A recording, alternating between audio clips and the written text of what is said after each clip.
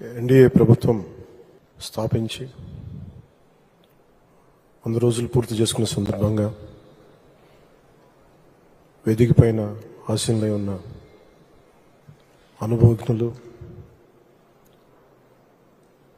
అపరిమితమైన మేధా సంపత్తు, నాయకత్వపు లక్షణాలు పుణికిపుచ్చుకున్న కలిసిన తెలుగుదేశం పార్టీ జాతీయ అధ్యక్షులు, నాలుగోసారి ముఖ్యమంత్రిగా ప్రమాణ స్వీకారం చేసిన శ్రీ నారా చంద్రబాబు నాయుడు గారికి నా హృదయపూర్వక నమస్కారం. భారతీయ జనతా పార్టీ అధ్యక్షురాలుగా చాలా సమర్థవంతంగా అలయన్స్ని ముందుకు తీసుకెళ్ళి విజయానికి కీలక పాత్ర వహించిన శ్రీమతి మేడం పురంధేశ్వరి గారికి, తెలుగుదేశం అధ్యక్షులు, రాష్ట్ర అధ్యక్షులు శ్రీ పల్లా శ్రీనివాస్, అత్యధిక మెజారిటీతో గెలిచిన శ్రీ పల్లా శ్రీనివాస్ గారికి నా హృదయపూర్వక నమస్కారం. అందరూ చెప్పేవాళ్ళు స్టేట్లో ఎక్కువ మెజారిటీ నీకు వస్తుంటే నేను వినేవాడిని, కానీ నాకు అర్థమైందంటే అది గెలుపు ఆయన వల్ల సాధ్యం. అందుకే మనస్ఫూర్తిగా ఆయనకి నా కంగ్రాచులేషన్స్ చెప్తాను. గెలుపు మెజారిటీ ఎవరిదని కాదు, కానీ సరైన వ్యక్తికి సరైన గెలుపు వచ్చినప్పుడు అది ఎంత ఆనందంగా ఉంటుందో నాకు పల్లా శ్రీనివాస్ గారిని చూస్తే అనిపిస్తుంది. ఆయన గెలుపు నాకు నిజంగా చాలా ఆనందాన్ని ఇచ్చింది, అంత భారీ మెజారిటీ. ఈ 100 రోజులు పూర్తి చేసుకున్నామంటే ఇది సరిగ్గా మీరు నన్ను గౌరవ ముఖ్యమంత్రి చంద్రబాబు గారిని ఆ రోజున ఆయన ప్రతిపక్ష నాయకులుగా ఉన్నప్పుడు ఆయన్ని ఇబ్బంది పెట్టి రాజమండ్రిలో పెట్టినప్పుడు, ఇక్కడ మన విజయవాడలో ఉన్నప్పుడు ఆయన మద్దతుగా నేను వస్తే ఆ రోజున నన్ను ఆపితే నేను ఆ రోజున ఒకటే మాట చెప్పాను అందరికీ, అప్పుడున్న అధికారులందరికీ, సరిగ్గా మీకు 6 నెలల్లో ప్రభుత్వం మారిపోతుంది, మీరు వెయిట్ చేయండి. అది అహంకారంతో గర్వంతో చెప్పలేదు, చాలా విసిగిపోయాం. మన విజయం ఇదే కూతవేటు దూరంలోని ఇప్పటం గ్రామంలో జనసేన సభ పెట్టి వైసీపీ వ్యతిరేక ఓటుని చీలనివ్వం అని ఒక ప్రతిపాదన చేసినప్పుడు దాని వెనక తెలివితేటలు కానీ వ్యూహాలు కానీ ఏమి లేవు. ఒకటే ఒక లక్షణం ఏంటంటే లోపల గుండెల్లో రాష్ట్రం బాగుండాలి, విభజన దగ్గర నుంచి నలిగిపోతా వచ్చాం, బాగుండాలని ఒక్క బలీయమైన కోరిక తప్ప ఇంకేం లేదు దాని వెనక. కానీ అది సాధించడానికి ఎన్ని అవరోధాలు ఎదుర్కొన్నాం, అసలు జరుగుద్దా లేదా, ఒప్పించగలమా లేదా, ఎన్ని పడి పడి పడి కింద పడి మీద పడి ఈ రోజున ఇక్కడ గెలిచిన గౌరవ సభ్యులందరూ ఎంపీలు కానీ ఎమ్మెల్యేలు కానీ అద్భుతమైన మెజారిటీతో గెలిచారంటే వైసీపీ వ్యతిరేక ఓటును చీలనివ్వకూడదని ఒక్క ఆకాంక్ష, ఒక్క బలమైన నమ్మకం, చంద్రబాబు గారి నాయకత్వం, సమర్థత, ఈ దేశాన్ని 3వసారి ప్రధానమంత్రిగా పగ్గాలు చేపట్టి ముందుకు తీసుకెళ్తున్న నరేంద్ర మోదీ గారి నాయకత్వాన, ఆయన దిశానిర్దేశంతో, పురంధేశ్వరి గారి నాయకత్వంతో, తెలుగుదేశం నాయకులని చాలాసార్లు చెప్పాను, వాళ్ళందరి సమిష్టి కృషితోటి ఒక అద్భుతమైన విజయాన్ని సాధించాం. నాకు చాలాసార్లు అనిపించేది, ప్రతిసారి ఏం చెప్పాను, రోడ్ల మీదకి వెళ్తున్నప్పుడు మీరు గెలవరండి, ఇప్పుడున్న వైసీపీ గెలుస్తుంది, మీరు గెలవరు. ప్రతిరోజు బయట వాళ్ళు ఎవరు చెప్పేవాళ్ళు, మనతో పాటు పక్కన ఉండేవాళ్ళు చెప్పేవాళ్ళు మాట.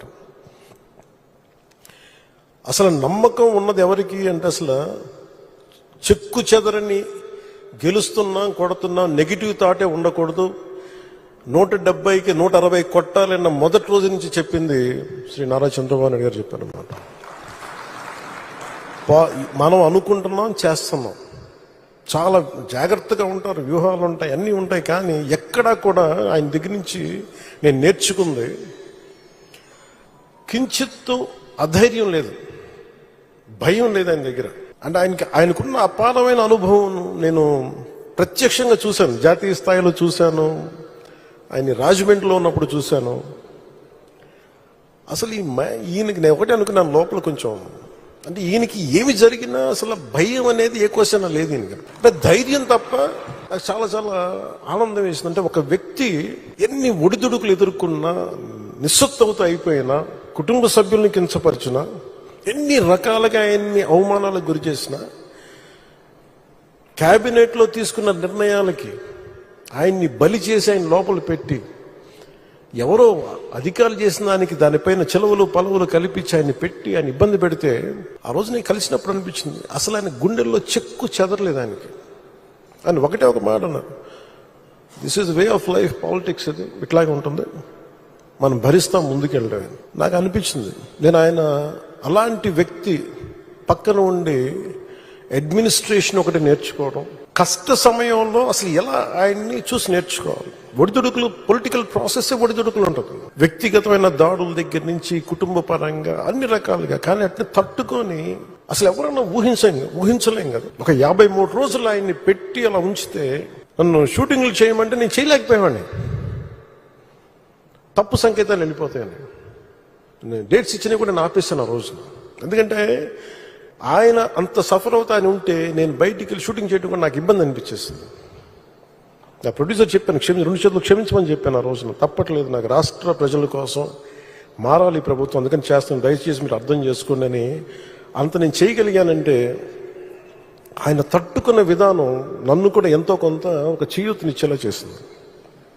నా స్వార్థం వల్ల వ్యక్తిగతంగా నేను ఎదిగిపోవాలి, నా కోరికల్లో రాష్ట్రం విభజన జరిగినప్పటి నుంచి ఈ రోజుకి మనం నలిగిపోతా ఉన్నాం. మనకి తెలంగాణలో మనం దాదాపు 3వ వంతున్నాం అభివృద్ధిలో. సంతోషం, మన తోటి తెలుగు రాష్ట్రం ఆనందం. మనం పోటీ పడాలి, ఎదగాలి అంటే అనుభవం, పొలిటికల్ ప్రాసెస్లో అనుభవం ఒకటి చాలా చాలా కీలకమైనది. తెలివితేటలు ఉండొచ్చు, అన్నిటికంటే కూడా అందరినీ సమన్వయపరిచి, అందరినీ ఆకట్టుకోగలిగి, అందరినీ ఒక దారిని పెట్టగలిగి, కొంత మెత్తదనంతో మందలిస్తూ, కొన్నిసార్లు గట్టిగా చెప్తూ, అలాంటి నాయకుడు వెంట ఆయన నాయకత్వంలో మేమందరం పనిచేయటం నాతో సహా చాలా చాలా నాకు ఆనందంగా ఉంటుంది. ఇలాంటి గడ్డు పరిస్థితుల్లో డబ్బు లేదు మనకి. రాగానే ఛార్జ్ తీసుకోగానే ఇవన్నీ ప్రోటోకాల్స్ ఉంటాయి, కానీ లోపల ప్రోటోకాల్స్ తగ్గ డబ్బులు లేవు లోపల. అలాంటిది ఆయన రాగానే ఈ 100 రోజుల్లో ఏమి చేసామని కీలకమని చెప్తే, ఏమైతే చెప్పారో మెగా డిఎస్సిని మేము పెడతాం, భర్తీ చేస్తామంటే 16,437 ఉపాధ్యాయ పోస్టుల్ని భర్తీ చేయడం. చాలాసార్లు పెన్షన్ గురించి మేము మాట్లాడుకుంటా ఉంటే చాలాసార్లు దీంట్లో నేను పెన్షన్ బాగా ఎక్కువ చేద్దామని అనుకుంటే, ఎలా సార్ పాసిబిలిటీ అంటే కష్టంగా ఉంటుంది, కానీ మనం పెంచాలి. ఆయనకున్న ఆకాంక్ష కూడా ఏంటంటే సంపద కొద్ది మంది దగ్గర ఉండిపోకూడదు, అవి తిరుగుబాట్లు వస్తాయి. ఈ రోజున ఆయన నాయకత్వంలో ఈరోజు పొద్దున క్యాబినెట్ మీటింగ్లో మాట్లాడుకున్నప్పుడు కూడా ఎంటర్ప్రెన్యూర్షిప్కి ఒక 100 కోట్లు మూలధనం ఒక కార్పొరేషన్లో పెడితే, మైక్రో మన చిన్నపాటి పరిశ్రమలకి, ఔత్సాహికులకి, పారిశ్రామికవేత్తలకి అండగా ఉండటానికి ఒక 100 కోట్లు మూలధనం పెడితే దాన్ని 5,000 కోట్ల వరకు తీసుకురావచ్చు. అలాగే 500 కోట్లు పెడితే దాన్ని 20,000 దాకా తీసుకెళ్లొచ్చన్న ఈ రోజు నా ప్రతిపాదన చాలా అద్భుతంగా ఉంది. ఇవన్నీ చెయ్యాలి అంటే ఈ రాష్ట్రాన్ని, ఉమ్మడి రాష్ట్రాన్ని దిశానిర్దేశాన్ని మార్చిన వ్యక్తి, బలమైన సంస్కరణలు తీసుకొచ్చిన వ్యక్తి, SEZs ద్వారా కానీ, అభివృద్ధి కానీ, అలాగే మన ఇజ్రాయలీకి సంబంధించి ఈ మైక్రో ఇరిగేషన్, ఇలాంటివన్నీ మొట్టమొదటి తీసుకొచ్చిన వ్యక్తి. చాలా సింపుల్గా ఉంటాయి. ఇంకుడు గుంతలు అంటే అది చూడటం చాలా మందికి ఆ టైంలో హాస్యాస్పదం, ఏంటి గుంతలు తవ్వుకోవడం ఏంటని. ఆయన దార్శనికులు, ఆయన హెడ్ చూడగలరు. దానికి చాలామంది మేధావులతో మాట్లాడాలి. అలాంటి మేధావులతో కూర్చొని వాళ్ళని అర్థం చేసుకొని తనతో పాటు సహచరులు ఒప్పించి ఈ రోజున ఒక ఇంకుడు గుంతలు అనేది మనకి మన ఇంటి నిర్మాణంలో ఒక భాగం అయిపోయింది. ఇలాంటి ఎన్ని తీసుకున్నా, చిన్నది పెద్దది ఎన్ని తీసుకున్నా అనునిత్యం నన్ను ఆశ్చర్యపరుస్తూనే ఉంటారు ఆయన. ఎప్పుడు చూసినా నాకు ఒకటి అనిపిస్తే ఈ నుంచి ఎంత నేర్చుకోగలం మనం. ఎంత ఆయనకి పక్కన ఉండి చేదోడు వాదోడుగా ఉండగలం, నాకు ఇదే తలంపు ఉంటుంది. అలాంటి పెన్షన్లు కూడా ఎలా పెంచగలం అంటే మనం పెంచుదాం, నాకు ఒక అవగాహన ఉందండి. అది అడ్మినిస్ట్రేషన్లో కాకలు తీరిపోయి మునిగి తేలిన వ్యక్తికి అర్థమవుతుంది. మంచి మనసు ఉండొచ్చు, చెయ్యాలన్న తపన ఉండొచ్చేమో, కానీ దానికి తగ్గ అవసరమైన ప్రతిభ లేనప్పుడు, అనుభవం లేనప్పుడు, మనుషుల్ని కలుపుకెళ్ళగలిగే సమర్థత లేనప్పుడు అది ఎవరి వల్ల కష్టం అవుతుంది. అలాంటిది ఆయన అద్భుతంగా 4,000 ఇవ్వడం ఒకటైతే, మొదటి నెల ఒక్కొక్కరికి 7,000 చొప్పున ఒకటే రోజున 65.18 లక్షల మందికి, అది కూడా ఇంటింటికి వెళ్ళి 4,400 కోట్ల రూపాయలని పంపిణీ చేపట్టడం, చేతికి డబ్బులు ఇవ్వడం, దేశంలోనే సంక్షేమంలో ఇది ఒక తిరుగులేని చరిత్ర. మనస్ఫూర్తిగా గౌరవ ముఖ్యమంత్రి గారికి ధన్యవాదాలు తెలుపుతున్నాను. గత ప్రభుత్వంలో ఉద్యోగులకు జీతాలు వచ్చాయి, నెలకి జీతాలు వచ్చాయి కాదు, వాళ్ళ పీడిఎఫ్ వాళ్ళ ప్రావిడెంట్ ఫండ్ డబ్బులు కూడా తీసేవాళ్ళు. అలాంటిది వాళ్ళకి మొదటి నెలకి 1వ తారీఖున ఉద్యోగాల జీతాలు అందుతున్నాయి. 1674.47 లక్షల కోట్ల ధాన్యాన్ని కొనుగోలు, ఆ బకాయిల్ని చెల్లించి అన్నం పెట్టి అన్నదాతని ఆదుకున్నారు. స్థానిక సంస్థలకి, పంచాయతీ సంస్థలకి అసలు డబ్బులు లేవు. అధికారులు యంత్రాంగాన్ని రివ్యూ మీటింగ్స్లో చేస్తున్నప్పుడు అడిగితే డబ్బులు రావాలి, ఏం చేయాలో తెలియట్లేదు అనే స్థాయి నుంచి ఆయనకి ఒకసారి నేను తెలియజేసుకున్నాను, ఇట్లా డబ్బులు కొంచెం ఒక రోజు సమయం ఇవ్వండి అని చెప్పి స్థానిక సంస్థలకి ఆయన 1,452 కోట్లు ఇచ్చి నిర్జీవం అయిపోతున్న పంచాయతీలకి, నీరసపడిపోతున్న పంచాయతీలకి తిరిగి ప్రాణం పోశారు చంద్రబాబు గారు. 1,452 కోట్ల రూపాయలు ఇచ్చి పేదల కోసం రాష్ట్ర వ్యాప్తంగా ఈ అన్నా క్యాంటీన్లు ప్రారంభించడం, నేను ఎప్పుడు అన్నా క్యాంటీన్లు తెలుసు కానీ చూసేవాడిని, కానీ ప్రత్యక్షంగా వెళ్ళే నాకు ఇది ఉండదు. సో ఈ రోడ్లో వస్తున్నప్పుడు పొద్దున్నే ఒక రోజున ఎయిర్పోర్ట్కి వెళ్తా ఉంటే అన్నా క్యాంటీన్లు ప్రారంభించిన 3వ రోజు 4వ రోజు చాలామంది లారీ డ్రైవర్స్, ఈ మన బేల్దారి పనిచేసే కార్మికులు, డ్రైవర్స్ అందరూ, ఆటో డ్రైవర్స్ అందరూ కూర్చోబెట్టి లైన్లో ఉన్నారు. ఏంటి ఇంతమంది లైన్లో ఉన్నారంటే ఆ పొద్దున్నే ఆ పలహారం తింటాను. నాకు అనిపించింది గత ప్రభుత్వం ఎలా వదిలేసింది అని చెప్పి. అన్నా క్యాంటీన్ని ఆయన ఎన్టీ రామారావు గారి పేరు మీద అన్నా క్యాంటీన్ ఎలా మూసేయాలనిపించింది. 10 మందికి అన్నం పెట్టేది, అది 10 మంది ఆకలి తీర్చేది, ఎలా తీసేసారు నాకు అర్థం కాదు. అలాంటిది అంతమంది లైన్లో ఉండి నిలబడి చూస్తూ ఉంటే నా కడుపు తరుక్కుపోయింది. నిజంగా తిరిగి అన్నా క్యాంటీన్ని ఆరంభించి కార్మికుల తాలూకా క్షుద్బాధని తీర్చిన చంద్రబాబు గారికి మనస్ఫూర్తిగా ధన్యవాదాలు తెలుపుకుంటాను. ఒకసారి నేను పార్టీ ఆఫీస్లో ఉన్నప్పుడు ఒక 9 నెలల క్రితం కృష్ణా జిల్లా, గుంటూరు, అన్ని జిల్లాల నుంచి లాయర్లు వచ్చారు, హైకోర్టు లాయర్స్ అందరూ వచ్చి ఈ ల్యాండ్ టైటిలింగ్ యాక్ట్ని మీరు ఇబ్బంది ఉంది, మీకు తెలియట్లేదు, దీని తాలూకు డేంజర్, మీరు ఎందుకు ఎవరో మాట్లాడట్లేదని. మేము మాట్లాడామంటే సరిపోవట్లేదని చెప్పి ఒక సెషన్ పెట్టారు వాళ్ళు పూర్తిగా. మా మంత్రి నాదెండ్ల మనోహర్ గారి ఆధ్వర్యంలో వాళ్ళు చెప్పింది వింటే భయం వేసింది. అందులో మరి ఒకరు చెప్పింది, నా పొలంలో నీ ముఖం ఎందుకు, నా తల్లిదండ్రులు ఇచ్చిన ఆస్తి, నా తాతలు ఇచ్చిన ఆస్తిలో మీ ముఖం ఏంటి, ఇందులో మా తల్లిదండ్రుల స్వార్జితం, వాళ్ళ కష్టార్జితం, ఈ ముఖ్యమంత్రి ఫోటో ఏంటి, పొలాల్లో సరిహద్దు రాయిల్లో మీ ముఖాలేంటి, ఇది ఎటు వెళ్ళిపోతుంది, మీరు ఎవరేం చేయరా అని చెప్పి వాళ్ళు నన్ను నిలదీస్తే నేను చెప్పి నేను సాధ్యమైనంత చేస్తాను, తీసేస్తామని చెప్పి. ఆ రోజు అది విశ్వాసమే, నమ్మకమే. కానీ ఈ రోజున అది ఒక సత్యం, ఒక నిజం. చంద్రబాబు గారు రాగానే ల్యాండ్ టైటిలింగ్ యాక్ట్ని రద్దు చేసి ప్రజలకి, ఆస్తులకి భద్రత కల్పించినందుకు మనస్ఫూర్తి వారికి నా ధన్యవాదాలు తెలుపుతాను. మీరు ఊహించుకోండి, నేను పిఠాపురంలో భూమి కొంటే దాంట్లో అప్పటి ప్రభుత్వం ఆ ముఖ్యమంత్రి గారి ఫోటో ఉంది. నాకు కూడా తప్పలేదు అది, ఆయన నవ్వుతా ఆయన ఫోటో ఉంది. అంటే మనం కష్టపడి కొనుక్కుంటే ఆయన ఫోటోలు అసలు ఎప్పుడు లేదు. ఆంధ్రప్రదేశ్ రాజముద్ర ఉండాలి అక్కడ, ప్రభుత్వ ప్రతినిధివి నువ్వు. అలాంటి రాజముద్రని తీసేసి, ఆంధ్రప్రదేశ్ రాజముద్రని తీసేసి వ్యక్తి ఫోటో పెట్టుకున్నా అంటే అది ఎంత ఒక విచిత్రమైన ఆలోచన విధానం అది. అలాంటివి తీసేసి తిరిగి ల్యాండ్ టైటిలింగ్ యాక్ట్ని, అంత డ్రకోనియన్ యాక్ట్ అది, అలాంటి యాక్ట్ని రద్దు చేసి ప్రజల్లో తిరిగి నవ్వులు తీసుకొచ్చినందుకు గౌరవ ముఖ్యమంత్రి గారికి నా మనస్ఫూర్తిగా నాకు కృతజ్ఞతలు, ధన్యవాదాలు. ఇన్ని సంవత్సరాలైనా ఆయన ఓపిక నన్ను ఆశ్చర్యపరుస్తుంది. అసలు ఆయన మనసు, మైండ్ నిరంతరం పనిచేస్తూనే ఉంటుంది. ఇందాక మన క్యాబినెట్ మీటింగ్లో కూర్చున్నప్పుడు అసలు ఈయనకి ఓపిక ఎక్కడి నుంచి వస్తుంది అని అర్థం కాదు. విపరీతమైన ఓపిక, కాన్స్టెంట్గా బ్రెయిన్ తిరుగుతూనే ఉంటుంది, సొల్యూషన్స్ ఇస్తూనే ఉంటుంది. అనుభవజ్ఞులైన అధికారులకు కూడా ఆయన దిశానిర్దేశం చేయగలరు. ఈ పాయింట్లు తప్పుది, మీరు ఇలా చేయండి, ఇలా ఆలోచించండి. అలాంటి దాంతోపాటు శారీరకంగా ఆయన పడే కష్టం ఓ 25 ఏళ్ల యువకుడు కూడా కష్టపడ్డాడు. మనసు మేధస్సుతోటి నలుగుతూ శరీరాన్ని కూడా అంత కష్టపెట్టడం అంటే నాకు అది నిజంగా, నాకు మన వరదలు వచ్చినప్పుడు అసలు ఆయన పడ్డ కష్టం, కొంతమంది అనుకోవచ్చు ఆయన దిగాల్సింది ఏముంది అని.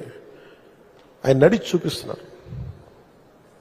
బాధ్యత గల వ్యక్తి ఎలా ఉంటారో ఆయన చేసి నడిచి చూపించారు. ఆయన అంటే ఎందుకు చూపించాల్సి వచ్చిందంటే కూడా అధికార యంత్రాంగంలో మందకొడితనం వచ్చేసింది. అంటే పనులు చేయకపోతే, ప్రాక్టీస్ చేయకపోతే ఏమైపోతుంది, మందకొడితనం వచ్చేస్తుంది. ఒకసారి అంకుశం పెట్టి గుచ్చాలి. అలా ఆంధ్రప్రదేశ్ అధికార యంత్రాంగాన్ని గుచ్చడానికి ఆయన దిగారు. ఆయన అసలు ఆయనకు అవసరం లేదు. ఈ ప్రపంచంలో కూడా మీరు చెప్పండి, 9/11 ఇన్సిడెంట్ జరిగితే జార్జ్ బుష్ వచ్చి కూర్చోలేదు అక్కడ న్యూయార్క్లో. రుడి గులియాని ఆయన న్యూయార్క్ సిటీ మేయర్ కూర్చున్నాడు అక్కడ. ఆయన అందరూ విమర్శిస్తుంటే నాకు ఒకటే ఆలోచన వచ్చింది. అన్ని స్థానిక సంస్థల్లో వైసీపీ నాయకులే కదా మీరందరూ, మేయర్ కానీ సభ్యులు కానీ అన్ని పాలనా వ్యవస్థలు అన్నింటిలో కూడా it is nothing but YCP.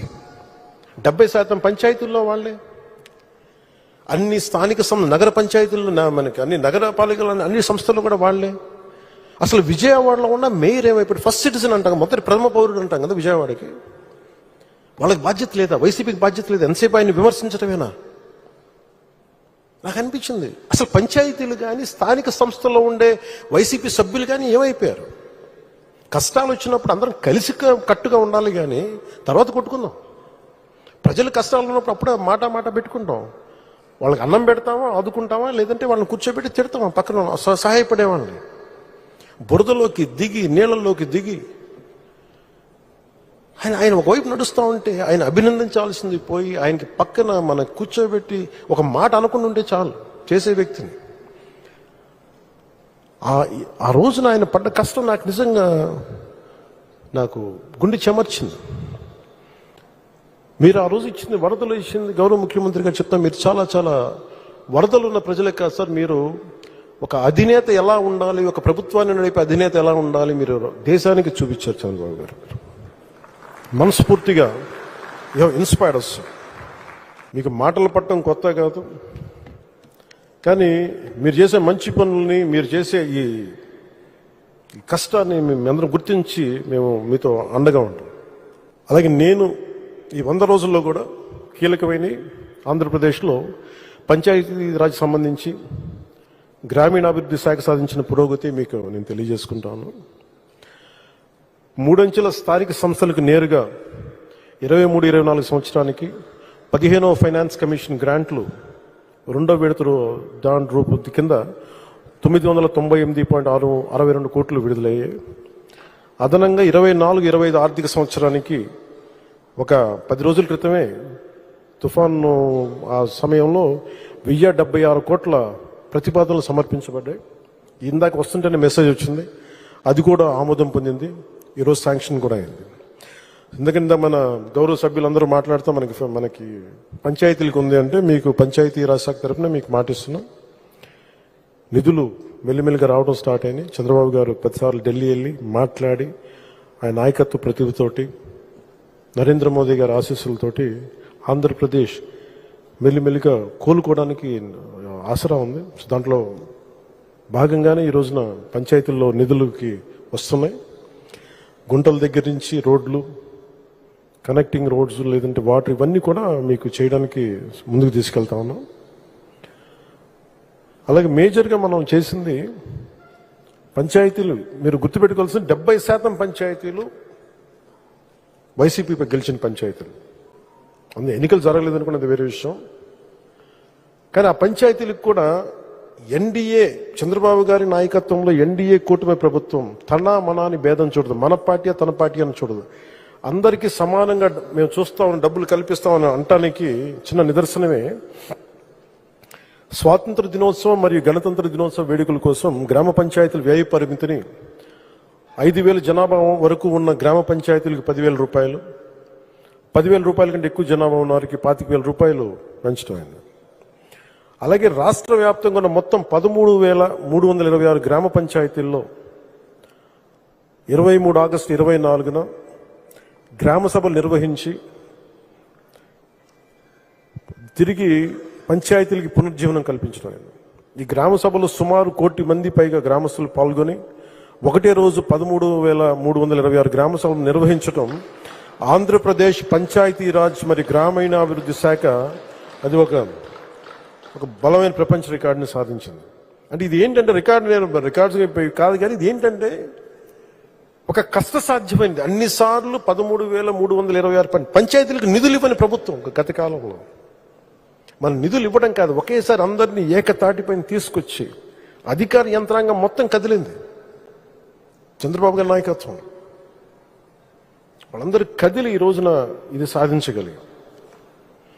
ఇలాంటి మన government of India the Panchayati Raj శాఖ కూడా ఆంధ్రప్రదేశ్ తాలూకు న్యూస్ని కట్ చేసి అక్టోబర్ 2న గాంధీ గారి జన్మదిన సందర్భంగా అన్ని దేశంలో మొత్తం గ్రామ సభలు మీరు చేయాలని మన ఆంధ్రప్రదేశ్ తాలూకు ఈ 13,326 గ్రామ పంచాయతీలను మనం ఒకటే రోజున ఎలా చేసాం, దీన్ని మీరు తీసుకోండి అన్నట్టుగా వాళ్ళు ఆర్టికల్ మరి పోస్ట్ చేసి మరీ పెట్టారు. ఈ 100 రోజుల్లో మనం సాధించింది చంద్రబాబు గారి నాయకత్వంలో అదొకటి. 24-25 ఆర్థిక సంవత్సరానికి రాష్ట్రీయ గ్రామ స్వరాజ్ అభియాన్ కింద వాళ్ళ వార్షిక కార్యాచరణ ప్రణాళికను ఆంధ్రప్రదేశ్ రాష్ట్రానికి 215.80 కోట్ల బడ్జెట్తో కేంద్ర ప్రభుత్వం ఆమోదం పొందడమైంది. తద్వారా ఆంధ్రప్రదేశ్లో సుమారు 1,00,000కు పైగా స్థానిక సంస్థలకు, ప్రతినిధులకు, ఉద్యోగులకు శిక్షణా కార్యక్రమాలు నిర్వహించడం జరుగుతుంది. గ్రామ పంచాయతీలకు ఆదాయ వనరులు అభివృద్ధి చేయడం కొరకు వినూత్న కార్యకలాపాలకై ప్రత్యేక దృష్టి సారించడం, తద్వారా ఆర్థికంగా స్వయం సమృద్ధి పొందేలా ఆర్జీఎస్ఏ ప్రణాళికని రూపొందించాం. రాష్ట్ర ప్రతిపాదన 40 కోట్లను సిఇసి ఆమోదించింది. 500 కంప్యూటర్లు, ఉపకరణాలు కొనుగోలు చేయటం, రాష్ట్ర స్థాయిలో ఒక స్టూడియోని ఏర్పాటు చేయటం, మరి జిల్లా లెర్నింగ్ ఫెసిలిటీని కూడా ఏర్పాటు చేయటం వంటి రాష్ట్ర ప్రతిపాదనలను మన నరేంద్ర మోదీ గారి నాయకత్వంలో కేంద్ర ప్రభుత్వం ఆమోదించింది. అలాగే ఉపాధి హామీ పథకంతో మే 20 తేదీ నుండి పెండింగ్లో ఉన్న కూలీల వేతనాలను గత ప్రభుత్వం ఇవ్వకపోతే వాళ్ళ పెండింగ్లో ఉంచిన వేతనాలని 2,081 కోట్ల రూపాయలని మన చంద్రబాబు గారి నాయకత్వంలో కూటమి ప్రభుత్వం రాగానే 2,081 కోట్ల రూపాయలని చెల్లించడం. గత ముఖ్యమంత్రి మాట్లాడతారు కదా, మేము కూర్చోబెట్టి క్లాస్ వార్ అని మాట్లాడతారు. క్లాస్ వార్ అంటే ఒక కష్టపడేవాడి శ్రమను దోచుకోవడం. ఈ నరేగా పథకం కింద, ఉపాధి హామీ పథకం కింద కూలీలు వేతనాలని ఇవ్వకుండా 2,081 కోట్లని ఇవ్వకుండా, కష్టపడ్డ తర్వాత ఇవ్వకుండా అంటే మరి అది వాళ్ళు మాట్లాడతారు క్లాస్ వార్ గురించి. క్లాస్ వార్ మనం ఏం మాట్లాడాలి, మనం ఎంత నిలబడ్డామంటే భుజాల మీద మోసాం. అందుకనే చంద్రబాబు గారి నాయకత్వం 2,081 కోట్ల రూపాయలని వెంటనే ఈ ఉపాధి హామీ పథకం కోసం కూలీల వేతనాలు చెల్లించడం అయింది. ఆగస్టు 23వ తారీఖు రాష్ట్ర వ్యాప్తంగా మునిపెన్నడు లేని విధంగా ఒకే రోజున గ్రామీణ సభ నిర్వహించని తెలుసు. అలాగే ఉపాధి హామీ పథకం ఈ ఆర్థిక సంవత్సరం సరిపడా 4,500 కోట్ల రూపాయల పనులకు గ్రామ సభలో ఆమోదం తీసుకోవడం అయింది. 46,745 ఎకరాల్లో ఉద్యానవన పంటల కొరకు మొక్కలు నాటడం జరిగింది. ఈ ఆర్డబ్ల్యూఎస్ కింద హెచ్ఎంఏ మనం సాధించింది. జల్ జీవన్ మిషన్ పథకం ద్వారా 2019 నుంచి 2024 వరకు ఇచ్చిన ట్యాప్ కనెక్షన్లను అంటే ఎక్కడికి వెళ్ళినా రివ్యూస్లో ఏముంది అంటే పైపులు వేశారు, ట్యాపులు ఉన్నాయి, ఇన్ని వేల కోట్ల పనులు జరిగిపోయినాయి. కానీ వెళ్ళి చూస్తే ఆ కరెక్ట్గా హాఫ్ ఫర్లాంగ్ దూరంలోనేమో వాటర్ ట్యాంక్ ఉంది, ఆ పక్కనే ఉన్న గ్రామానికి నీళ్లు లేవు. పక్కనే సోర్స్ ట్యాంక్ ఉంది, అక్కడి నుంచి నీళ్లు రావట్లేదు. పైపులన్నీ వేస్తున్నాయి. ఏమని అడిగితే సమాధానం లేదు ఎవరి దగ్గర. అంటే గత ప్రభుత్వం ఏం చేసిందంటే ఈ పనులకి జల్ జీవన్ మిషన్ కింద డబ్బుల్ని విచ్చలవిడిగా ఖర్చు పెట్టేశారు. నీళ్లు రాల. మన పింఛా డ్యామ్, మన అన్నమయ్య పింఛా డ్యామ్ గురించి నేను వెళ్ళి పర్యటనకు తిరిగి వస్తూ ఉంటే ఒక 10 మంది నివసించే ఒక దళిత కాలనీలో ఒక పెద్ద ఆవిడ వచ్చి నా దగ్గరకు వచ్చి ఏడుస్తాను మన ఆపింది బండి. ఏమ్మా ఏంటంటే నీళ్ళు లేవయ్యా, కొంచెం నీళ్ళు ఇప్పించాను మాట్లాడుతుంటే నాకు ఏడుపు వచ్చేసింది ఆవిడ నుంచి చూస్తే. అంటే ఒక నీళ్లు తాగటానికి అంటే ఏంటని చూస్తే మనకున్న ఈ హైట్ కంటే కూడా కొంచెం ఒక 5.5 అడుగులు 6 అడుగులు ఎత్తుంది అంతే. 10 కుటుంబాలు ఉంటాయి. దాన్ని ఎవరు పట్టించుకోరు. నేను వెంటనే దాన్ని తీసుకొని పర్సనల్గా వ్యక్తిగతంగా మన ఆఫీస్ ద్వారా డిప్యూటీ సీఎం ఆఫీస్ ద్వారా కూర్చోబెట్టి పంచాయతీరాజ్ అధికారులతో మాట్లాడి సరిగ్గా 10 రోజుల్లో లెస్ దెన్ 7-8 డేస్లో వాళ్ళకి తిరిగి నీటి సరఫరా చేయించడం జరిగింది. ఈ ఉదాహరణ మీకు ఎందుకు చెప్తున్నానంటే నిజంగా పని చెయ్యాలి అంటే పని చేయడానికి సంసిద్ధంగా ఉన్న వ్యవస్థ ఉన్నారు, అధికారులు ఉన్నారు. కానీ ఈ రోజున పని చేయించడానికి నాయకత్వం గత ప్రభుత్వం లేదు.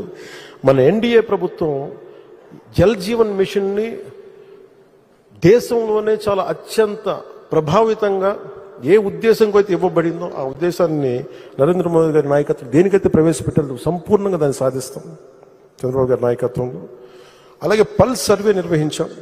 అసలు ఎన్ని కనెక్షన్స్ ఉన్నాయి, ఎంత నీళ్ళు వస్తున్నాయి, దాని మీద ఒక పల్స్ సర్వే చేశాం. సర్వే చేయబడ్డ మొత్తం కుటుంబాలు 87.47 లక్షలు.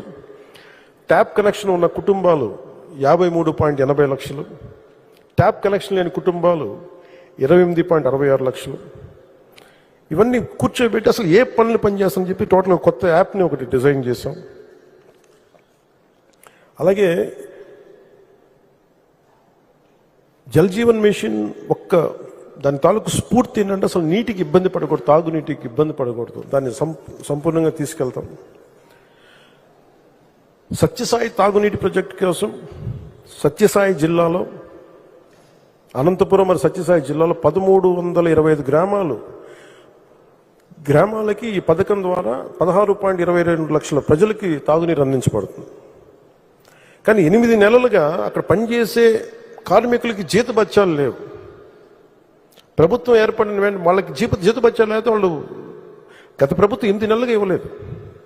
మనం వచ్చి 4 నెలలు అయితే 4 నెలల నుంచి పే చేయలేదు, వాళ్ళకు భరించారు. వెంటనే దృష్టికి తీసుకురాగానే గౌరవ ముఖ్యమంత్రి గారి దృష్టికి తీసుకురాగానే వెంటనే వాళ్ళు నలుగుతున్నారు అధికారులు, వెంటనే మన కార్మికులు నలుగుతున్నారు, ఇబ్బంది పడకూడదని చెప్పి ఆయన దృష్టికి తీసుకురాగానే వెంటనే 30 కోట్ల రూపాయలు విడుదల చేసి కార్మికుల ప్రాణాలు కాపాడినందుకు మనస్ఫూర్తిగా చంద్రబాబు గారికి నా ధన్యవాదాలు తెలుపుకుంటున్నాను. గ్రామీణ నీటి సరఫరా మరియు పారిశుద్ధ్య శాఖతో నిర్వహింపబడుతున్న 112 నీటి నాణ్యత పర్యవేక్షణ ల్యాబొరేటరీలో పనిచేస్తున్న ఉద్యోగులకి 4 నెలలు పెండింగ్ జీతాల నిమిత్తం 4.17 కోట్లు విడుదల చేసి 526 మందికి ఉద్యోగుల సమస్యని పరిష్కరించడం జరిగింది. అలాగే అటవీ శాఖకు సంబంధించి మనకి 28-33% ఉండాలి. అటవీ మనకి పర్సంటేజ్ అంటే చంద్రబాబు గారు ఇచ్చిన మా అందరికీ డైరెక్టివ్ ఏమి ఇచ్చారంటే రివ్యూ మీటింగ్లో ఇది 50% పెరగాలి. ఆంధ్రప్రదేశ్లో 50% మొత్తం మీ పచ్చదనమే ఉండాలి అని దాన్ని స్ఫూర్తిగా తీసుకుని 6,000 ఎకరాల్లో దాదాపు 22 లక్షల మొక్కలు నాటడం జరిగింది మన ఈ మధ్యనే. అలాగే రోడ్ సైడ్ గ్రీనరీ ఇంప్రూవ్ చేసే ప్రయత్నంగా ఇప్పటి వరకు 14 కిలోమీటర్ల పొడవున కొన్ని 5,800 మొక్కలు నాటాం. ముఖ్యంగా ఈ కొండల్ని ట్రెంచెస్ని ఆయన కొండల ప్రాంతాలని అటవీ ప్రాంతాన్ని రక్షించడానికి ఆయన మాకు ఇచ్చిన దిశానిర్దేశం ఏంటంటే ట్రెంచెస్ కొట్టమని, దాన్ని బలంగా ముందుకు తీసుకెళ్తాం. అలాగే పెరుగుతున్న వైల్డ్ లైఫ్ సమస్యలు, ముఖ్యంగా elephant and man animal conflicts ఉంటాయి, మీ అందరికీ తెలుసు. మనం చిత్తూరులో చూసాం, అలాగే మనకి విజయనగరం, మన పార్వతీపురం, పాతపట్నంలో చూస్తూ ఉన్నాం. వెంటనే తీసుకెళ్లి చాలామంది వైల్డ్ యానిమల్స్ కానీ జంతువులు కానీ అటాక్ చేయటం వల్ల, ముఖ్యంగా ఏనుగులు పంటల నష్టం ఇటు అన్నిటి వల్ల వీటిని దృష్టిలో పెట్టుకొని రాగానే కర్ణాటకకు వెళ్ళి 2 రాష్ట్రాల మధ్య అటవీ శాఖతో మాట్లాడి, అక్కడ గౌరవ అటవీ శాఖ మంత్రి గారితో మాట్లాడి 2 రాష్ట్రాల మధ్య నిర్మాణాత్మక సహకారాన్ని పెంపొందించే ప్రయత్నం జరిగింది. అలాగే వాళ్ళు అక్కడ కుంకి ఎలిఫెంట్స్ని తీసుకొచ్చి మన ఎలిఫెంట్స్కి అవసరమైన ట్రైనింగ్ అండ్ నాలెడ్జ్ మావటిలకి ఇచ్చేయడానికి ఒప్పందం కుదుర్చుకోబోతున్నాం. ఆంధ్రప్రదేశ్లో ఇప్పటి వరకు 23 నగర వనాలు ఏర్పాటు చేసుకున్నాం. కొత్తగా 13 నగర వనాలను మంజూరు చేయించుకున్నాం. కొత్త నగర వనాల కోసం 15,40,00,000 నగర వనాల అభివృద్ధికి మొట్టమొదటి విడతగా డబ్బులు విడుదల చేయడం జరిగింది. అంతేకాకుండా 32 కమ్యూనిటీ బేస్డ్ ఎకో టూరిజం సెంటర్స్ని ప్రారంభించాం. ఇప్పుడు కొత్తగా మరొక 5 కేంద్రాలను ఏర్పాటు చేసుకున్నాం. ఒక్కొక్క సెంటర్లో 50 మందికి ప్రత్యక్షంగాను, మరో 500 మందికి పరోక్షంగాను ఉపాధి కల్పించడం జరుగుతుంది.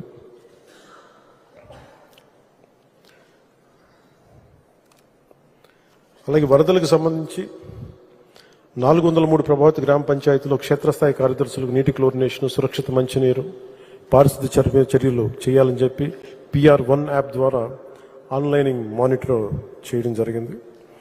ప్రభావితమైన 403 గ్రామ పంచాయతీలు ప్రత్యేక పారిశుద్ధ్య బృందాలను నియమించడం జరిగింది. 2,240 మంది స్థానిక పారిశుద్ధ్య కార్మికులు మరి ఇతర పొరుగు గ్రామ పంచాయతీల నుండి 1278 మంది పారిశుద్ధ్య కార్మికులతో కూడిన ప్రత్యేక పారిశుద్ధ్య బృందాలు ఈ ఫ్లడ్ ఎఫర్ట్స్లో పాల్గొన్నాయి. ముందస్తుగా చంద్రబాబు గారు ఆయన కష్టాన్ని చూసి మేము కూడా బాధ్యతతోటి కాకినాడ వరదలకి గురవబోతూ ఉంటే అక్కడ అందరితో మాట్లాడి, అధికార యంత్రాంగంతో మాట్లాడి టోల్ నెంబర్ ఒకటి సమీక్షించి చర్యలు తీసుకున్న. జిల్లా కలెక్టర్ కార్యాలయం టోల్ ఫ్రీ నెంబర్స్, డివిజనల్ కార్యాలయాలు మరియు 21 తహసీల్దార్ కార్యాలయాలతోటి కంట్రోల్ రూమ్ ప్రారంభించాం. క్షేత్ర పరిస్థితిని ఎప్పటికప్పుడు తెలుసుకునేందుకు మండల స్థాయి ప్రత్యేక అధికారులు నియమించి నిరంతరం పరిశీలిస్తూ వచ్చాం. ఎలాంటి ప్రాణ నష్టం, ఆస్తి నష్టం లేకుండా చాలా ముందు చర్యలు తీసుకోవడం వల్ల చాలా వరకు నష్టం పోయింది. గ్రామాలు ముంపు కూడా గురవలేదు. ఈ నెల 9న గొల్లప్రోలు మండలంలో గ్రామానికి ముంపై గురయ్యే ప్రాంతాలను సందర్శించి సంబంధిత శాఖలకు అవసరమైన సూచనలు జారీ చేశాం. అలాగే ఎంపీలు, ఎమ్మెల్యేలు మరి ఇతర ప్రజాప్రతినిధులు కూడా ముంపుని గురైన ప్రాంతాలను సందర్శించి ప్రజలకు ధైర్యం నింపారు. 24 గంటలు సిబ్బంది ఉండేలాగా హాస్పిటల్స్లో 75 వైద్య శిబిరాలు నిర్వహించాం. RO ప్లాంట్ల నుండి ట్యాంకర్స్, వాటర్ ప్యాకెట్స్, వాటర్ క్యాన్స్తో అన్ని పునరావాస కేంద్రాల్లో తాగునీటిని సరఫరా చేయడం జరిగింది. భారీ వర్షాల వల్ల కిర్లంపూడి, పిఠాపురం, గొల్లప్రోలు మండలాల్లోని పలు నివాస కాలనీల్లో విద్యుత్ అంతరాయాలను యుద్ధ ప్రాతిపదికన పునరుద్ధరించాం. ఈ వరదల వల్ల వర్షాల వల్ల 11 డిస్ట్రిబ్యూషన్ ట్రాన్స్ఫార్మర్స్ విఫలమయ్యాయి. అన్ని ట్రాన్స్ఫార్మర్స్ని పునరుద్ధరించడం జరిగింది. ప్రజల భద్రత కోసం ఏలేరు రిజర్వాయర్ నీటి ప్రవాహాన్ని క్రమబద్ధీకరించాం. ఏలేరు జలాశయం పూర్తి సామర్థ్యం 24.11 TMCs అయితే ఇన్ఫ్లోస్ 46,000 క్యూసెక్కుల స్థాయికి పెరగడంతో జలాశయం నుండి నీటిని ఆయుకట్ట పద్ధతిలో విడుదల చేయడం ద్వారా చాలా జాగ్రత్తగా దీన్ని నిర్వహించి తక్కువ నష్టం జరిగేలా చూసుకున్నాం. అలాగే సామర్లకోట మండలం వీకే రాయపురం గ్రామం వద్ద సుమారు 3,000 ఇసుక బస్తాలు ఉపయోగించి వెస్ట్ ఏలూరు డ్రైన్కి ఎడమ ఒడ్డు 6,300 కిలోమీటర్ల వద్ద గట్టును బలపరచడం జరిగింది.